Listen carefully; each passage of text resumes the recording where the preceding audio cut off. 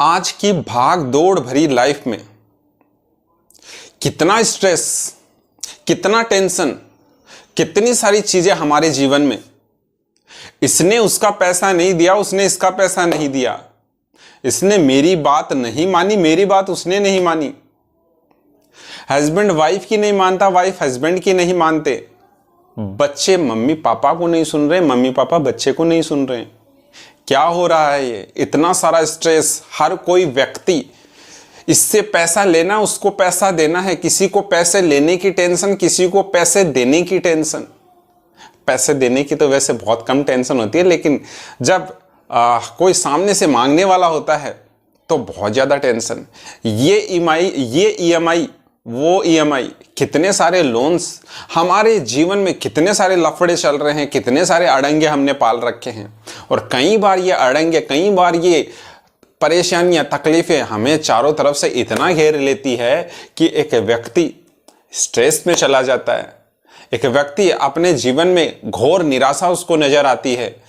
तो ऐसे जीवन में क्या है, क्या करें ऐसे जीवन का? अब तो कुछ जीवन में रास्ता ही नहीं दिखाई देता।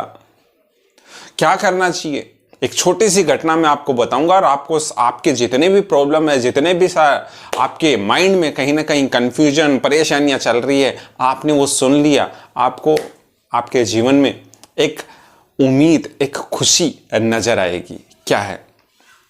तो देखिए, एक बार की बात है, भगवान विष्णु जी और नारद जी वन में भ्रमण कर रहे थे और नारद जी ने कहा, भगवान बताइए ये सांसारिक माया क्या है? क्या है ये माया जिसमें भगवान ईश्वर मनुष्य को भेजता है किसी और काम के लिए, वह किसी और काम में फंस जाता है। तो आप मेरे को बताइए, दिव्य दृष्टि दीजिए, क्या है ये माया? तो कहते हैं, भगवान विष्णु जी कहते हैं, नारद यार प्यास लग रही है, काम कर यार, पानी पिला दे यार, पानी मिल जाए तो मजा आ जाए। बोले, लो भगवान, अभी जाके आपके लिए पानी लेके आता हूँ।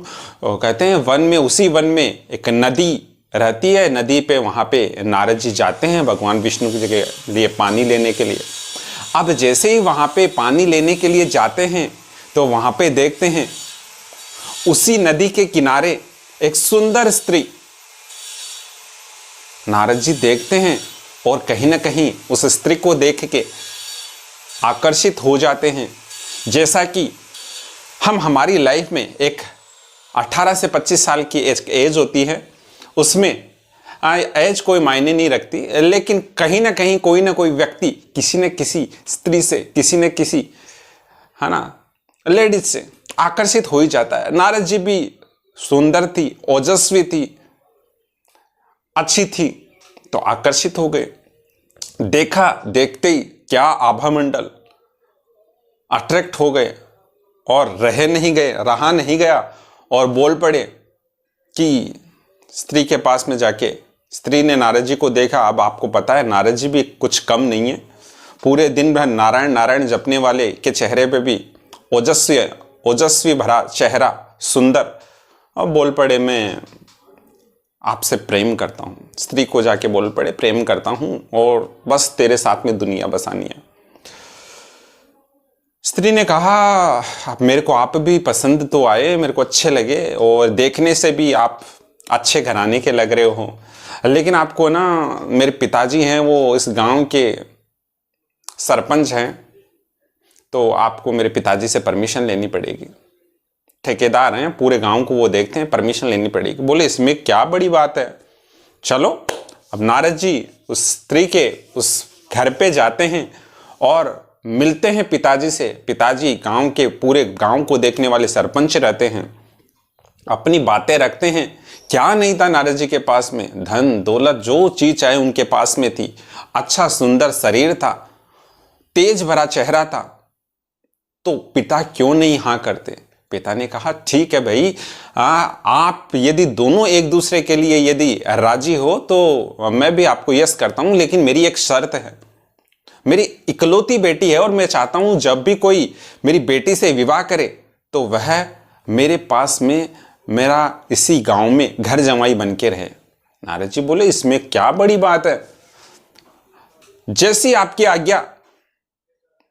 और नारद जी को परमिशन मिल जाती है और वह राजी हो जाते हैं। कहते हैं समय निकलता है और नारद जी कहते हैं अरे यार कहाँ मैं भटक रहा था, असली स्वर्ग तो ये है। जैसे हम हमारे समाज में देखते हैं एक युवक और युवती की जब सगाई का जो टाइम पीरियड रहता है तो बड़ा शानदार रहता है। बोले यार क्या दुनियादारी, सारी दुनियादारी बेकार, सबसे गोल्डन पीरियड लाइफ का। अब नारद जी भी बड़े खुश, अरे बोले कहाँ मैं स्वर्ग में भटक रहा था, असली स्वर्ग तो ये है। क्या लाइफ, क्या जिंदगी यार, क्या मस्त जिंदगी, आहा मजा आ गया। समय का चक्र घूमता है धीरे धीरे। जब आफ्टर मेरी शादी के बाद में 2 बच्चे नारद जी के हो जाते हैं। अब वो 2 बच्चे अपनी जो अर्धांगिनी है उससे भी प्यारे। क्या सुंदर जीवन, 2 बच्चे, एक सुंदर पत्नी, प्यारा सा परिवार। नारद जी बोले यार इतने दिन झूठे ही भटक रहा था, असली स्वर्ग तो इस धरती पे है। लाइफ चल पड़ी और दोनों मस्त थे। और पिताजी ने उसी गांव में बाने के लिए, खेती करने के लिए जमीन दे दी। अच्छी खासी जिंदगी चल पड़ी, जितना चाहिए था उतना अनाज बो लेते, सब्जियां बो लेते, हरियाली, सुंदर जीवन। ऐसे ही जीवन चल रहा था। तो एक बार की बात है, उस गांव में बड़ी भयंकर तूफान आ जाता है, बाढ़ आ जाती है। और जब गांव में जब बाढ़ आती है तो कहते हैं पूरा गांव का गांव तबाह हो जाता है, पूरा गांव खत्म हो जाता है। और जब गांव खत्म होता है तो कहते हैं उस वह जो पत्नी और बच्चे हैं वो भी कहीं ना कहीं उस बाढ़ में शामिल हो जाते हैं। नारद जी बड़ा कोशिश करते हैं अपनी बीवी को, अपनी पत्नी को बचाने के लिए, लेकिन कहते हैं उस बाढ़ में पूरा गांव का गांव खत्म हो जाता है। प्रयास करने के बाद में अपनी प्रिय अर्धांगिनी को बचा नहीं पाते और जैसे अर्धांगिनी जाते हैं नारद जी निराश हो जाते हैं और बच्चे भी छूट जाते हैं। आहा कितनी सुंदर दुनिया थी, पत्नी भी गए, बच्चे भी गए, अब क्या होगा। रो रहे थे, आंसू बहा रहे थे, बहुत टेंशन में थे। तो अचानक से कहते हैं नारद जी अपने आप की आंख खुलती है और वन में पाते हैं और शॉक्ड हो जाते हैं, यार ये क्या था। बोले वापस भगवान विष्णु जी पास में खड़े थे और बोले अरे बेटा क्या हुआ। नारद जी को बोले नारद क्या हुआ, पानी लेने के लिए भेजा था तेरे को। बोले हाँ लेकिन मैं कहाँ था, एक सुंदर स्त्री, 2 बच्चे, इतना मोह में मैं उनसे आसक्त हो गया था, मेरे को कुछ दिखाई नहीं दे रहा था। बोले बेटा यही मोह माया है, इस संसार की यही मोह माया है और कहीं ना कहीं आप और मैं भी इसी मोह माया में फंसे रहते हैं। फंसना बुरी बात नहीं है, लेकिन यहाँ पे लोड लेना बहुत गलत बात है। कितना भयंकर डिसीजन ले लेते हैं कुछ लोग, ये छोटे छोटे स्ट्रेस को देख के, छोटे छोटे परेशानियों को देख के जिंदगी तक खत्म कर लेते हैं। यार इतना बड़ा, इस दुनिया में इतना ज़्यादा हम उलझ जाते हैं कि हमारे डिसीजन हम गलत ले लेते हैं। जो भगवान ने इतनी सुंदर हमें जीवन दिया है, प्यारी लाइफ दी है, हम हमारा डिसीजन है कई बार गलत ले लेते हैं। कई बार लोग अवसाद में चले जाते हैं, डिप्रेशन की टेबलेट खा रहे हैं, गोलियां खा रहे हैं। क्या हो रहा है ये, इतना ज़्यादा सीरियसली मत लो ये दुनिया को, है ना। प्रेमानंद जी कहते हैं बेटा सब मोह माया है ना, एक दिन सब कुछ निकल जाएगा। तो बीइंग हैप्पी, हमेशा खुश रहिए, मस्त रहिए। थैंक यू सो मच, धन्यवाद।